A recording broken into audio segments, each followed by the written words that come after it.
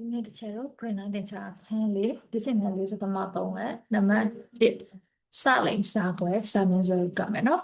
အဲ့တော့နံပါတ်1ကဘာလို့ခိုင်းထားတာလဲကြည့်မယ်အောက်ပါနှစ်ထပ်ကိန်းပါကိန်းတန်းညီမျှခြင်းများဤကိန်းရင်အတီးတီးကိုရှာပါတယ်အောက်ပါနှစ်ထပ်ကိန်းပါကိန်းတန်းရှိတယ်ကိန်းတန်းတော့ရှိတယ်နော်အဲ့ဒီညီမျှခြင်းတွေကိန်းရင်အတီးတီးကိုရှာပါတယ်ဒါဆိုရင်ကိန်းရင်ဆိုတာဘာကိုပြောတာလဲဆိုတော့ကိန်းရင်ဆိုတာဒီကရှိတဲ့မတိကိန်းရင်ကိုပြောတာနော်မတိကိန်းပေါ့အဲ့ဒီမတိကိန်းကိုရှာခိုင်းတာပဲเนาะဒါဆိုရင်တို့က x တန်ဖိုးတွေရှာပေးရမှာပေါ့ x တန်ဖိုးရှာပေးရဲဆိုပြီးကြည့်လိုက်တော့ x ကဒီမှာလည်းရှိတယ်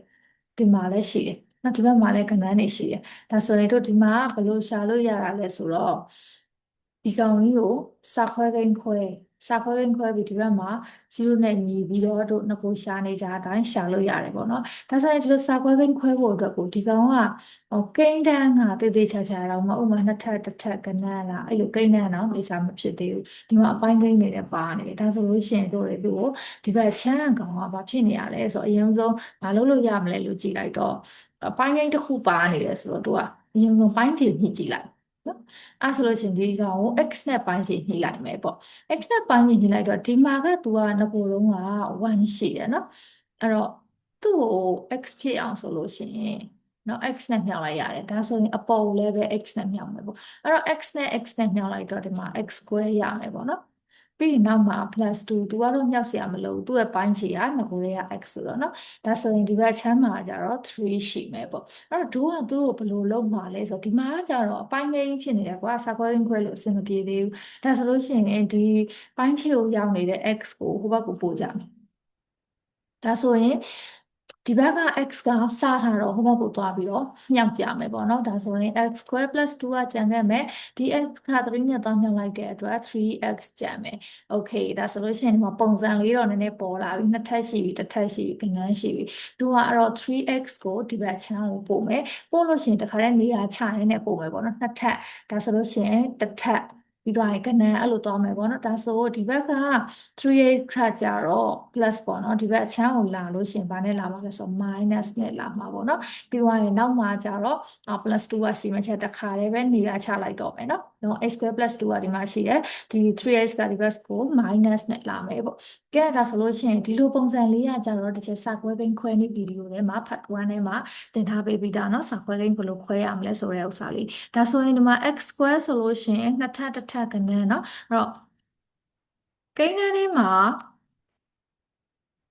အပေါင်းအပေါင်းဆိုရင်တစ်ချက်လောက်ပြန်နှွှေးမယ်နော်အပေါင်းအပေါင်းကိန်းထဲမှာအပေါင်းအနှုတ်ဆိုရင်တို့ရဲ့စာခွဲကိန်းခွဲတဲ့ကွင်းထဲမှာအပေါင်းအနှုတ်နောက်ကိန်းထဲမှာအနှုတ်အပေါင်းဆိုရင်အနှုတ်အနှုတ်အနှုတ်အနှုတ်ဆိုရင်အနှုတ်အပေါင်းအခုကဘာဖြစ်နေလဲကြည့်မယ်ဆိုတော့အခုကဒီမှာအနှုတ်အပေါင်းဖြစ်နေအနှုတ်အပေါင်းဆိုရင်လို့လေးထားလိုက်မယ်ဒါဆိုလို့ရှိရင်ကွင်းနှစ်ကွင်းဟုတ်ပါပြီခွဲပါမယ်အနှုတ်အပေါင်းဆိုတဲ့အတွက်တို့ကအနှုတ်အနှုတ်လို့ထားပါမယ်ဒါဆိုx square ဆိုတဲ့အတွက် x ကဒီမှာနှလုံးဒါဆိုရင်ဒီနှစ်เนาะဒါကတော့ရှေ့ကိန်းနေအဲ့တော့နောက်ကိန်းတွေကနှစ်တက်လီနှစ်လို့သွားမယ်ဒါဆိုရင်နှစ်တက်လီနှစ်လို့သွားမယ်ကိစ္စမှာဘယ်နေရာမှာနှစ်ထားရမှာလဲဆိုတော့ရှေ့ကွင်းမှာနှစ်ထားလိုက်เนาะရှေ့ကွင်းမှာနှစ်ထားလိုက်နောက်ကွင်းမှာကတစ်ထားလိုက်ပေါ့เนาะနှစ်တက်လီနှစ်ပြန်ပြီးတော့နှုတ်ကြည့်ပေါင်းကြည့် -3x ပြန်ရမယ်ပေါ့ဒီဘက်ချမ်းမှာ0ရှိဒါဆိုရင်အာဒီ green နှစ် green မြောက်ခြင်းက0နဲ့ညီတယ်ဆိုရင်ဒီ green က0နဲ့ညီတာဖြစ်ရင်ဖြစ်မဖြစ်ရင်ဒီ green က0နဲ့ညီလို့တာနော်တခုခုကတော့0နဲ့ညီလို့ဒါမြောက်ထားရင်0ထွက်နေတာဒါဆိုလို့ရှိရင်တို့ကလည်းအဲ့ဒီအတိုင်းရေးကြည့်မယ် x 2က0နဲ့ညီတာဟုတ်ရင်ဟုတ်မဟုတ်ရင် or x 1က0နဲ့ညီတာဖြစ်မယ်ဒါမို့လို့တို့နှစ်ခုမြောက်လိုက်ရင်0ထွက်နေတာเนาะအဲ့ရနေမှာတို့ကိန်းရင်းရှာလို့ရပြီ x ကိုလို့ချင်းဒီ -2ကဟိုဘက်ကိုသွားမယ် +2 or x က -1ကဟိုဘက်ကိုသွားလို့ရှိရင်လက္ခဏာပြောင်းမြင်နဲ့သွားမယ် +1 အမှန်တကယ်တော့ -2ဆိုတာနှစ်ဖက်စလုံးကိုနှစ်ပေါင်းလိုက်လို့ရှိရင်เนาะဒီမှာနှစ်ပေါင်းလိုက်လို့ရှိရင်ကျေပြီးတော့ဒီဘက်ကိုနှစ်ပေါင်းတော့နှစ်ကျန်တာเนาะမူရင်းရတော့နောက်တစ်ချက်တော့အခုဒီမှာတော့ -2ဟိုဘက်ကိုသွားရင်လက္ခဏာပြောင်းမြင်နဲ့သွားမယ်เนาะအဲ့တော့ဒီကောင်က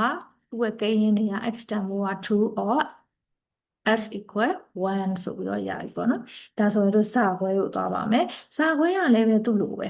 x minus 9 over x equal 8 Okay ဒါဆိုလို့ရှိရင်တို့ကလည်းကင်းကိုရှာရမယ် x တန်ဖိုးတွေရှာရမယ် x တန်ဖိုးတွေရှာဖို့ကြည့်လိုက်တဲ့အခါကျတော့ x တွေကဒီတိုင်းလည်းရှိနေတယ်ပိုင်းခြေတွေမှာလည်းရှိနေတယ်เนาะအဲ့တော့သူ့စာခွဲကိန်းခွဲဖို့ဘယ်လို့မှမဖြစ်နိုင်ဘူးအဲ့တော့တို့လုပ်လို့ရတာပထမအောင်ဆုံးပါပဲရှိလဲဆိုတော့ပိုင်းကိန်းဆိုတဲ့အတွက်ပိုင်းခြေညှိလို့ပဲရမယ် Okay ပိုင်းခြေဆွဲညှိကြမယ် x နဲ့ဆွဲညှိမယ်သူ့အောက်မှာ1ရှိတဲ့ဟာကိုတို့က x နဲ့ပိုင်းခြေညှိမယ်ဆိုတော့ပေါ်လည်းပဲ x နဲ့ညှောက်ရမယ်ဒါဆိုရင်ဒီကောင်ကအပေါ်မှာ x နဲ့ x နဲ့ညှောက်တော့ x square ဖြစ်သွားမယ် minus ဒီကောင်ကကြတော့သူ့မှာပိုင်းခြေက x စီပေးတာဆိုတော့မပြောင်းလဲပါဘူးဒီဘက်ချမ်းမှာကတော့ h ရှိပါမယ်နော်အဲ့တော့ဒီမှာလည်းအပိုင်းကိန်းနဲ့ဆိုစာခွဲကိန်းခွဲဖို့အဆင်မပြေသေးဘူးအဲ့တော့ပိုင်းခြေမှာရှိနေတဲ့ x ကိုဟိုဘက်ကိုသွားပါမယ်ဒီမှာစထားတဲ့အတွက်ဟိုဘက်မှာသွားပြီးတော့မြောက်ပါမယ်ပေါ့အဲ့ဒါဆိုရင်တို့ဒီမှာနှစ်ထပ်တစ်ထပ်ကဏ္ဍအားလုံးစုံပြီးဒီဘက်ကိုပို့ရုံနဲ့ရှိတော့တယ်နော်အဲ့တော့ x square တစ်ခါတည်းချန်နေရာချရင်းနဲ့ပို့လိုက်မယ်ပေါ့နော်ဒီဘက်မှာ 8x ကကြတော့အပေါင်းဆိုဒီဘက်မှာလာပြီးအနှုတ်နဲ့လာမယ်ပြီးတော့အဲ့သူ့ရဲ့မူရင်း -9 ရှိမယ်ပေါ့နော်အဲ့ဒါဆိုလို့ရှိရင် -9 equal 0 -8 ကဒီဘက်ကိုလာပြီဆိုတဲ့အတွက်ဒီဘက်မှာတို့တွေ0ပဲကျန်ခဲ့တော့မယ်နော်โอเคဒါဆိုရင်တော့ချက်ချကခွဲလို့ရပြီအဲ့တော့ဒီမှာကြည့်လိုက်တဲ့အခါကျတော့တို့ကအနှုတ်ဖြစ်နေတယ်โอเคအနှုတ်ဆိုလို့ရှိရင်ဘာလို့သွားမှာလဲဆိုတော့အနှုတ်အပေါင်းလို့သွားမယ်เนาะဒါလေးကတို့ချက်ထားရမယ်အနှုတ်ဆိုလို့ရှိရင်အနှုတ်အပေါင်းလို့သွားမယ်โอเคဒီမှာအနှုတ်ဒီမှာအပေါင်းဒါဆို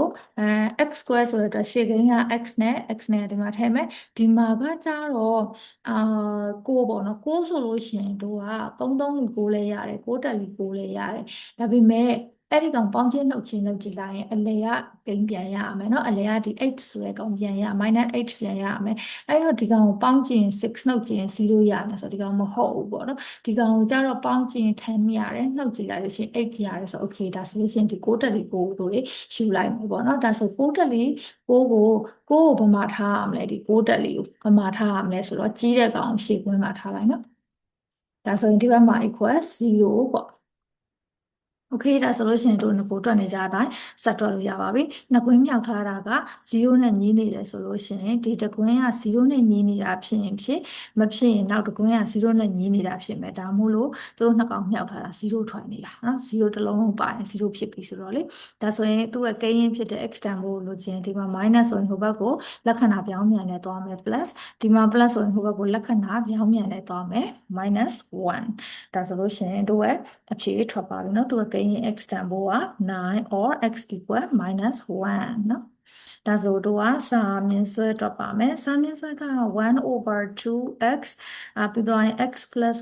1 equal 15ပေါ့နော်ဒါဆိုရင်သူ့ကိုဘယ်လိုလုပ်မလဲလို့ကြည့်လိုက်တော့ x တွေကဒီမှာရှိတော့ရှိရပိုင်းခြေတွေမှာတော့မဟုတ်ဘူးဒါပေမဲ့ဒီမှာနှစ်ပိုင်းတစ်ပိုင်းညခံရတယ်နှစ်ပိုင်းတစ်ပိုင်းနဲ့ဒီထဲတွေဝင်မြအကုန်လုံးအပိုင်းကိန်းတွေဖြစ်ကုန်เนาะဒါဆိုလို့ရှိရင်တို့ကအလွယ်ကူဆုံးဘယ်လိုလုပ်မလဲဆိုတော့ဒီနှစ်ကဒီပိုင်းခြေမှာရောက်နေတယ်စားထားတယ်ဒီနောက်မှာလည်းဒါအမြောက်တွေကြီးပဲเนาะအမြောက်တွေရွယ်ဆိုတော့ okay တယ်သူ့ကိုဟိုဘက်ကိုပို့လို့ရမယ်ပိုင်းချိန်မှာဒီကောင်ကစားထားတာဖြစ်လို့ရှိရင်ဟိုဘက်ကိုတွားပြီးတော့ဘာလုပ်လို့ရမလဲဆိုတော့မြောက်လို့ရမယ်เนาะအဲဒီတော့ဒီဘက်ချမ်းမှာကြံခဲ့တဲ့ကောင်ကဒီကောင်ကြံခဲ့မယ်အဲ2ကိုဟိုဘက်ပို့လိုက်တဲ့အတွက်တော့မြောက်မယ်15နှစ်လီ30 okay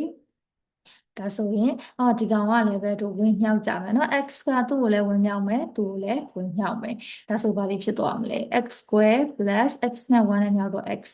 ဟုတ်ပြီဒါဆိုတခါတည်းဒီကောင်ကိုပါတို့ဒီဘက်ကိုပြန်ပို့ကြမယ်ဒီဘက်ကိုပို့တော့ minus နဲ့လာခဲ့မယ်เนาะ equal โอเคပါအစားတော့2ကစားထားတော့ကွယ်ဘိုင်းကိန်းဖြစ်နေတော့ဟိုဘက်ကိုပို့လိုက်တယ်။နောက်ပိုင်းကျတော့တို့ကနှစ်ထပ်တစ်ထပ်ကဏ္ဍနဲ့စာခွဲကိန်းခွဲစရာရှိတဲ့အတွက်ဒီကောင်ကို minus နဲ့ပြန်ခေါ်တယ်။အဲ့တော့ဟိုဘက်မှာဘာမှမရှိတော့0ပဲရှိတော့တယ်နော်။အဲ့ဒီတော့တို့တွေစာခွဲကိန်းခွဲလို့ရပါပြီ။စာခွဲကိန်းခွဲမယ်ဆိုအပေါင်းအနှုတ်ဆိုလို့ရှိရင်တို့ကသွားကြည့်လိုက်တော့ဘာခွဲရမှာလဲဆိုအပေါင်းအနှုတ်ဆိုရင်အပေါင်းအနှုတ်ဆိုပြီးခွဲရမယ်နော်စာခွဲကိန်းရ။ Okay ဒါဆိုလို့ရှိရင်ခွဲပြီးအပေါင်းအနှုတ်ဆိုလို့ရှိရင်အပေါင်းအနှုတ်အရှိဒီမှာx square ဆိုတဲ့အတွက် x ကဒီမှာတစ်လုံးဒီမှာတစ်လုံး okay 30 30ရာကြတော့ဥမာ ဘယ်ဥမာ15လလီ30လဲရတယ်65လီ30လဲရတယ်ဒါပေမဲ့နော်သူတို့ရဲ့ပေါင်းချင်းနှုတ်ချင်းတစ်ခုခုလောက်ကြည့်လိုက်လို့ရှရင်ဒီက +1h ပြန်ရရမယ်နော်ဒီကောင်ကပေါင်းကြည့်လိုက်လို့ရှရင်17ရတယ်နှုတ်ကြည့်လိုက်ရင်13ရတယ် no မရအောင်နော်အဲ့တော့ဒီကောင်ကကျတော့ပေါင်းကြည့်လိုက်ရင်11ရတယ်နှုတ်ကြည့်လိုက်ရင်1ရတယ်ဆို okay ဒီမှာ1ရတဲ့ကောင်တွေ့ပြီနော်ဒါဆို65လီနဲ့ရမယ်ဒါဆို65လီတော့အလီခေါ်လိုက်ပါတယ်6ကိုပမာရေးပြီး9ကိုပမာရေးရမှာလဲဆိုကြီးတဲ့ကောင်ရှေ့ကွင်းမှာထားရေးလိုက်နော်အဲ့တော့ equal 0ဒါဆိုရင်တို့ကနှစ်ကွင်းစလုံးက0နဲ့ညီနေနှစ်ကွင်းမြောက်ချင်း0နဲ့ညီနေတာဆိုလို့ရှိရင်တို့ဘယ်လိုလုပ်လို့ရလဲဆိုတော့တကွင်းချင်းစီက0နဲ့ညီနေလို့ပေါ့နော်ဒီတကွင်း x + 6က sorry ဒါလေးတွင်းမခတ်တော့အဲ့တော့ x + 6က0နဲ့ညီနေတာဖြစ်ရင်ဖြစ်မဖြစ်လို့ရှိရင် x - 5က0နဲ့ညီနေလို့ဒါဒီနှစ်ကောင်မြောက်ချင်း0ရနေတာเนาะတကွင်းကွဲ0ဖြစ်နေလို့ဒါအဲ့တော့နှစ်ခုမြောက်လိုက်လို့ရှိရင်0ဖြစ်နေဒါဆိုရင်သူ့ရဲ့မူရင်းကိန်းဖြစ်တဲ့ x ကိုလို့ချင်းဒီကောင် +6ကဟိုဘက်သွားတော့ -6ဒီကောင်က -5ကဟိုဘက်ကိုသွားတော့ +5နော်ဒါဆိုလို့ရှိရင်တို့ရဲ့ကိန်းရင်းတွေရပါပြီ x တန်ဖိုးက-6 or x equal to 5ပေါ့နော်